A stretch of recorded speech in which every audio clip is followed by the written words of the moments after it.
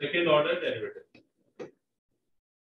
Second order का मतलब होता है बेटा कि आप दो बार डिफरेंशिएट कर रहे हो किसी फंक्शन को,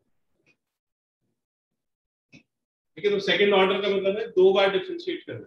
जैसे एक फंक्शन ले लीजिए y is equal to sin x, ये इलस्ट्रेशन से हम इसको समझेंगे। इसको एक बार डिफरेंशिएट करिए x के रिस्पेक्ट में, differentiating with respect to x, तो इसको लिखेंगे d d x of y और ये हो जाएगा d d x of sin x।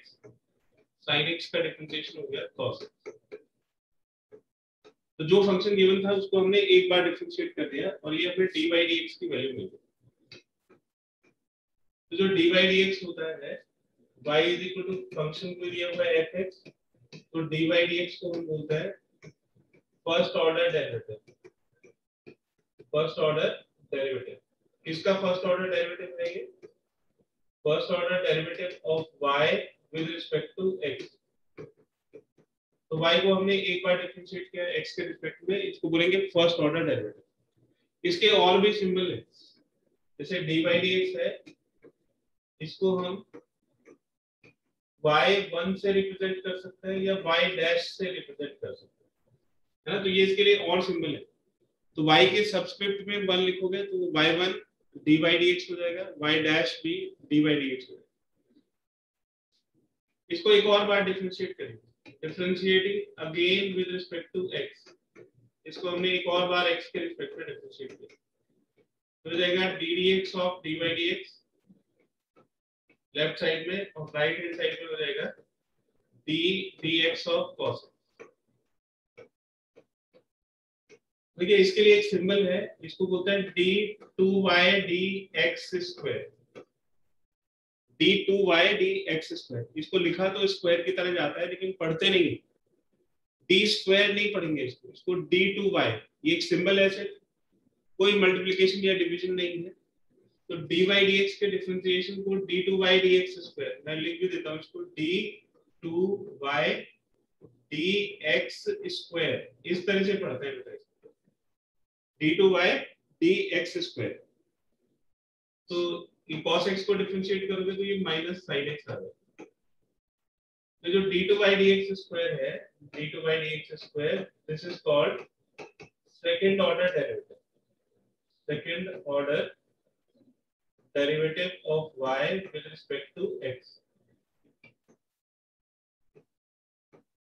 तो y का सेकंड ऑर्डर डेरिवेटिव है x के रिस्पेक्ट में। इसके लिए और भी रिप्रेजेंटेशंस हैं, जैसे d2y dx स्क्वायर को हम y2 से रिप्रेजेंट कर सकते हैं, y डबल डैश से रिप्रेजेंट कर सकते हैं और ddx ऑफ dy dx से रिप्रेजेंट कर सकते हैं। तो सेकंड ऑर्डर डेरिवेटिव के लिए ये सिंबल है। एक और एग्जांपल देखिए, जैसे y is equal to x times log x है, y is equal to x times log x और हमें इसका सेकंड ऑर्डर डेरिवेटिव निकालना है, d2y dx स्क्वायर। सबसे पहले इसको x के रिस्पेक्ट में डिफरेंशिएट करिए तो फर्स्ट ऑर्डर डेरिवेटिव आ जाएगा ddx of x log x। Product rule लगाएंगे तो डिफरेंशिएशन बिल्कुल वैसे ही है, बड़ा सिंपल है। एक बार डिफरेंशिएट करिए फिर एक और बार डिफरेंशिएट कर दीजिए तो सेकंड ऑर्डर डेरिवेटिव आ जाएगा। इसका हमेशा ध्यान रखेंगे कि इसको d2y dx स्क्वायर पढ़ते हैं, तो ये जाएगा dy dx is equal to, इसमें प्रोडक्ट रूल लगा दें तो ये फर्स्ट हो गया, ये सेकंड हो गया। First as it is second का differentiation plus second as it is और फर्स्ट का डिफरेंशिएशन, ये x से x कैंसिल हो जाएगा तो dy dx की वैल्यू हो गई 1 plus log x। First order derivative आ गया। अब इसको एक और बार डिफरेंशिएट करेंगे तो सेकंड ऑर्डर डेरिवेटिव आ जाएगा, तो differentiating again with respect to x, फिर से हमने इसको x के रिस्पेक्ट में डिफरेंशिएट कर दिया तो ये ddx of 1 plus log x हो जाएगा। तो इसको हम रिप्रेजेंट करेंगे d2 dx स्क्वायर से, और ये 1 का डिफरेंशिएशन 0 और log x का डिफरेंशिएशन 1/, तो ये सेकंड ऑर्डर डेरिवेटिव हो जाएगा d2 dx square is equal to 1/x होगा। Second order derivative of parametric function.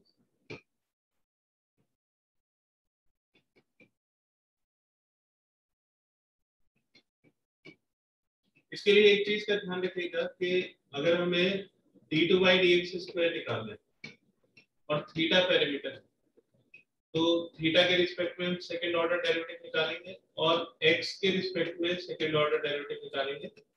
ऐसा नहीं होता, सेकंड ऑर्डर डेरिवेटिव डिविजिबल नहीं होता। ठीक है, आपको जब भी सेकंड ऑर्डर डेरिवेटिव निकालना होगा तो उसका एक ही मेथड है कि आप उसको फर्स्ट ऑर्डर डेरिवेटिव को डिवाइड करो। सेकंड ऑर्डर डेरिवेटिव डिविजिबल नहीं होता है। Second order derivative are not divisible.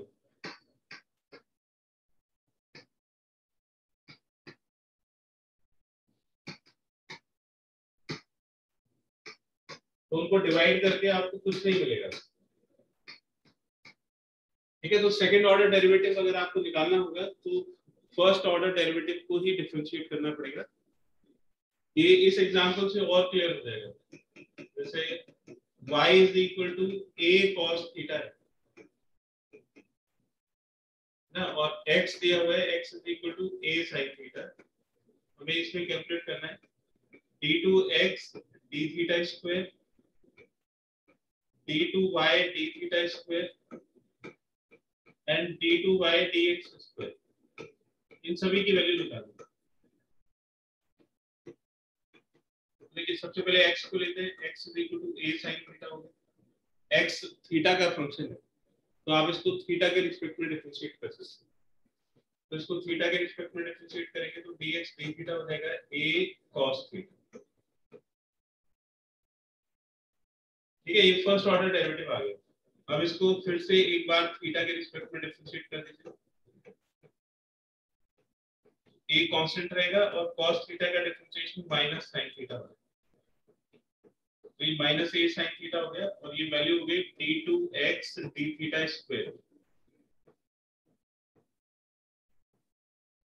d2x d theta square हो गया माइनस a sin थीटा।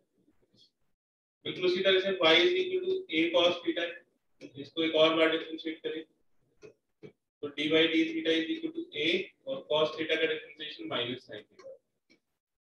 एक और बार इसको डिफरेंशिएट करें dy d theta is equal to minus a और d theta of sin theta. तो ये तो बन जाएगा d2 d थीटा स्क्वायर और ये माइनस a sin थीटा का डिफरेंशिएशन हो गया cos थीटा। ठीक है, अब ऐसा नहीं है कि इन दोनों को डिवाइड करके आपको d2 dx स्क्वायर मिल जाएगा, तो सेकंड ऑर्डर डेरिवेटिव को डिवाइड नहीं कर सकते। तो फिर d2 dx स्क्वायर कैसे निकालेंगे? आपको पहले dy dx कैलकुलेट करना पड़ेगा। तो पहले dy dx निकालेंगे फिर उसको डिफरेंशिएट करेंगे तब d2 dx स्क्वायर आएगा। नाउ dy dx कैलकुलेट करते हैं। dy dx हो जाएगा dy d theta divided by dx d theta.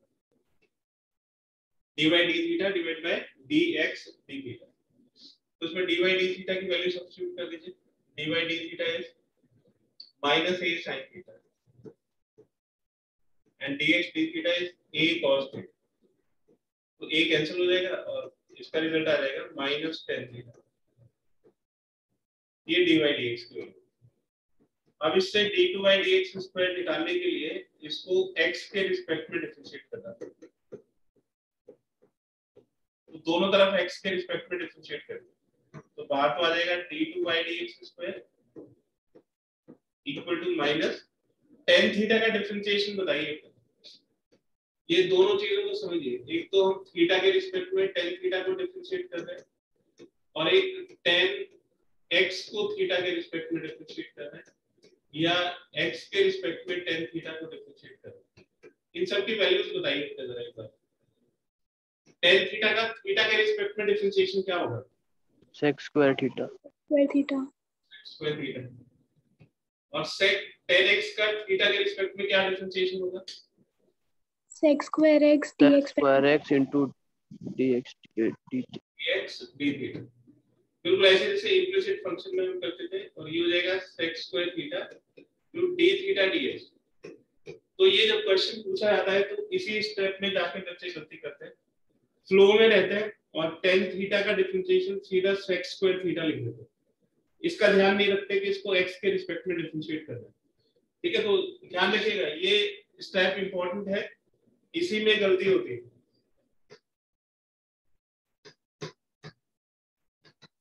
ठीक है, तो आप इसको जब डिफरेंशिएट करोगे तो ये sec स्क्वायर थीटा और फिर थीटा को डिफरेंशिएट करोगे तो ये d theta dx। d theta dx की वैल्यू कहां से आएगी? सारे क्वेश्चन को रिवाइज करिए और देखिए d थीटा dx की वैल्यू क्या होगी। ठीक है, तो यहाँ देखिए ये dx d थीटा है, अगर इसको रिवर्स कर दिया जाए तो d थीटा dx मिल जाएगा, d थीटा dx हो जाएगा 1/a cos थीटा। तो d थीटा dx की वैल्यू हो जाएगी 1/a cos थीटा। तो ये -1/a कांस्टेंट हो गया, cos ऊपर जाके sec बन जाएगा और ये sec क्यूब थीटा हो जाएगा। तो सेकंड ऑर्डर डेरिवेटिव की वैल्यू होगी बेटा -1/a sec क्यूब थीटा, ये d2/dx स्क्वायर की वैल्यू। नोट करिए बेटा इसको।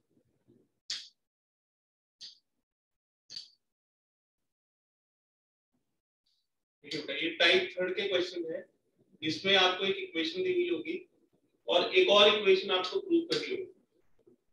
ठीक है, ये सेकंड ऑर्डर डेरिवेटिव में आपको एक इक्वेशन प्रूव करनी होगी। तो इस तरह के क्वेश्चंस के लिए आपको कुछ चीजों का ध्यान रखना पड़ेगा। पहली चीज है कि क्वोशिएंट रूल को अवॉइड करें, क्वोशिएंट रूल को अवॉइड करना होगा। क्वोशिएंट रूल से ही क्वेश्चन मुश्किल हो जाता है।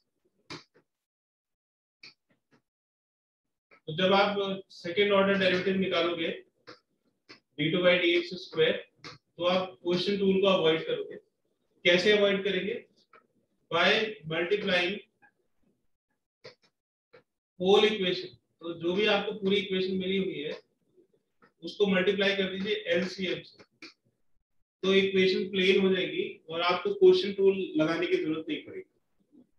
ठीक है, तो इसमें आप इसको डिफरेंशिएट करना शुरू करते हो, इस सेंटेंस का ध्यान रखते हो कि क्वोशिएंट रूल हमें नहीं लगाना है, तो ये क्वेश्चन बड़ी आसानी से हो जाता है। देखिए इसका सॉल्यूशन, जैसे y = e m sin inverse x given है।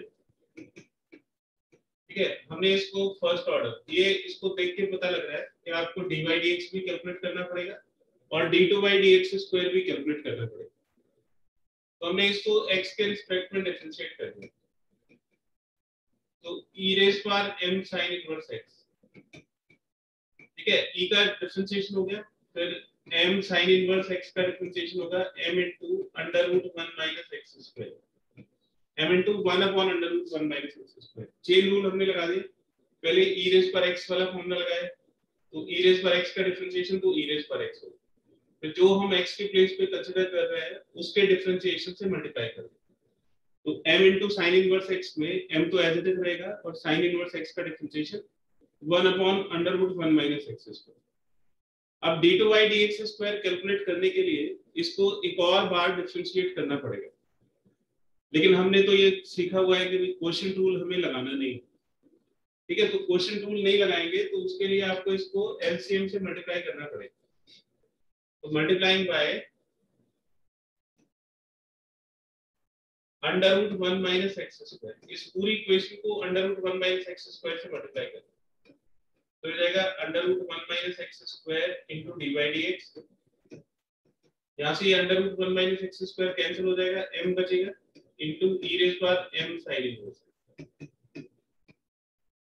तो देखो इसको तो डिफरेंशिएट करते रहेंगे, ये वाला टर्म तो बचेगा ही, लेकिन यहाँ पे हमें ये कहीं प्रूव नहीं करना है। इसकी वैल्यू हमें पता है, e⁻m sin इनवर्स x की वैल्यू y है, तो हम इसको एलिमिनेट कर सकते हैं। √1 - x square into d/dx is equal to m times y। मतलब जिन टर्म्स की जरूरत नहीं है आप उनको देखिए कि कौन से टर्म्स अनवांटेड है या किसकी रिक्वायरमेंट नहीं है, तो आप पीछे से आप उसको वैल्यू अगर कहीं मिलती है क्वेश्चन में तो उसकी वैल्यू हम उसमें सब्स्टिट्यूट कर देते हैं। तो ये हो गई बेटा इक्वेशन नंबर 2। अब क्या करेंगे, इसको फिर से डिफरेंशिएट करेंगे। तो differentiating equation number 2 with respect to x again, एक और बार x के रिस्पेक्ट में डिफरेंशिएट करेंगे। इसमें प्रोडक्ट रूल लगेगा। तो first function as it is और सेकंड का डिफरेंशिएशन, तो ये dy dx का डिफरेंशिएशन हो जाएगा d2y dx²।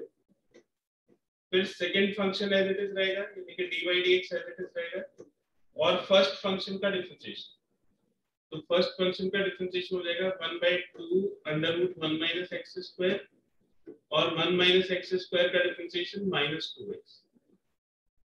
First as it is, second का differentiation, second as it is, first का डिफरेंशिएशन, और फिर राइट हैंड साइड को डिफरेंशिएट करोगे तो m कांस्टेंट है एज इट इज रहेगा, और y का डिफरेंशिएशन हो जाएगा dy dx। ये 2 से 2 कैंसिल हो जाएगा। तो देखिए कि ये पूरी एक प्लेन इक्वेशन है, इसमें कहीं भी डिनोमिनेटर नहीं है, यहाँ पे √1 - x² आ रहा है। तो आप फिर से इसको प्लेन करने के लिए √1 - x² से मल्टीप्लाई कर दो, multiplying by √1 - x² through out.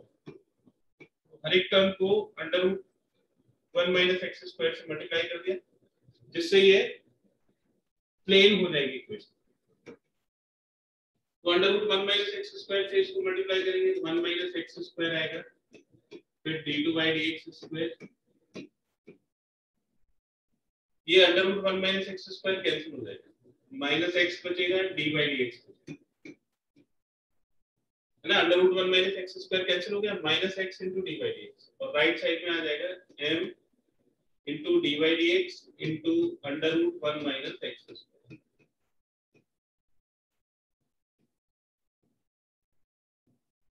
ये आ गया।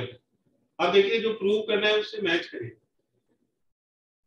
ये वाला टर्म जो ये फर्स्ट और सेकंड टर्म मैच कर गए, इसमें देखिए कौन सा टर्म m²y, मतलब ये टर्म तो नहीं चाहिए, ये इसकी वैल्यू m की तो रिक्वायरमेंट है, ये जो लाल गोले के अंदर है इसकी रिक्वायरमेंट नहीं, तो इसको ढूंढिए कि इसकी वैल्यू पीछे कहीं से मिल सकती है क्या, dy dx या √1 - x² या दोनों के प्रोडक्ट की वैल्यू मिल जाए, है ना। तो आप इक्वेशन नंबर 2 से देखिए तो इन दोनों के प्रोडक्ट की वैल्यू दे रखी है, मतलब इसकी वैल्यू आपको यहां से मिल जाएगी।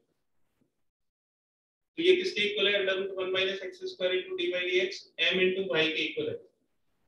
तो इसकी वैल्यू को रिप्लेस कर दीजिए from equation number 2 and this, ये हो गई इक्वेशन नंबर 3। तो इक्वेशन नंबर 2 और 3 से हम इसको लिख सकते हैं 1 - x² d2 dx² -x * dy dx is equal to m, और ये जो लाल गोले के अंदर है इसकी वैल्यू हो गई m * y, तो ये m² y के इक्वल। इसको लेफ्ट साइड में लेके आ जाएंगे तो 1 - x² d2 dx² -x times dy dx -m²y is equal to 0। इसको नोट करिए।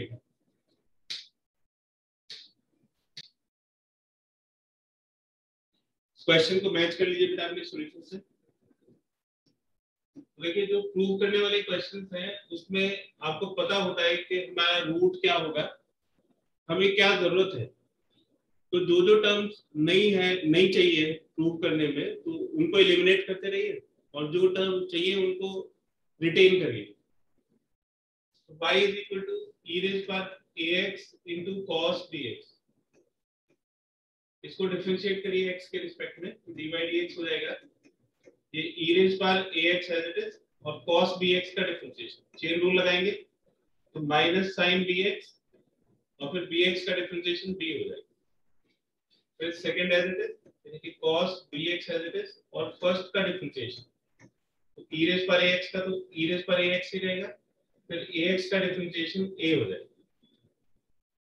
जो हमें प्रूव करना है उसमें साइन और कॉस की रिक्वायरमेंट नहीं है, e वाले पावर भी e के पावर ax वाला टर्म में नहीं है, तो देखिए हम इसकी वैल्यू रिप्लेस कर सकते हैं, e raised by ax cos bx, इसको तो यहीं पे एलिमिनेट कर सकते हैं, इसकी वैल्यू y के इक्वल है तो ये हो जाएगा dy dx is equal to minus b sin bx into e raised by ax plus ये a अलग है और जो बचा हुआ है वो y होगा, तो dy dx minus ay is equal to minus b sin bx into e raise पर ए एक्स।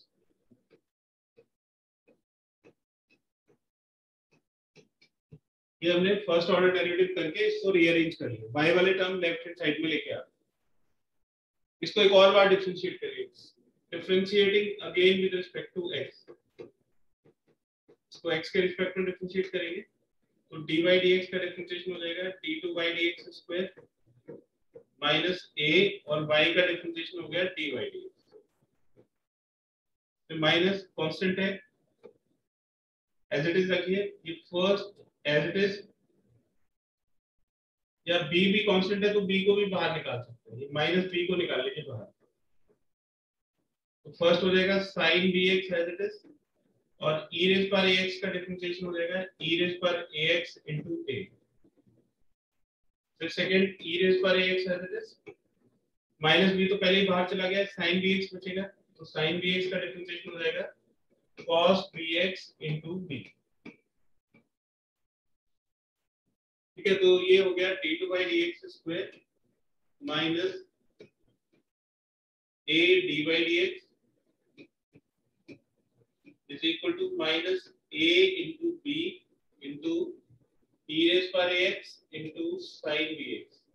ब्रैकेट को ओपन कर ले, माइनस b से मल्टीप्लाई कर दो और फिर हो जाएगा minus b square into e raised पर ax into cos b।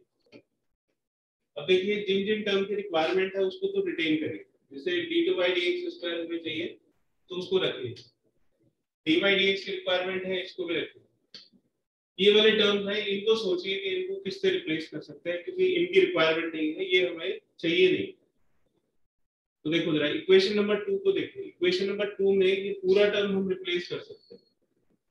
ये माइनस इसके अंदर है, b इसके अंदर है, माइनस b हो गया, sin bx है और फिर e रेज पर ax, ये पूरा टर्म इसके अंदर है, एक टर्म एक्स्ट्रा है बस a। तो अगर हम इसको a को अलग कर दें तो ये पूरी वैल्यू रिप्लेस करी जा सकती है। ठीक है, और ये minus B square into e raise पर ax cos bx, ये पूरा टर्म जो है ये भी रिप्लेस किया जा सकता है, इसकी वैल्यू y की इक्वल, तो इनको रिप्लेस कर दीजिए। तो a और ये इक्वेशन नंबर 2 से ये हो जाएगा dy dx माइनस ay।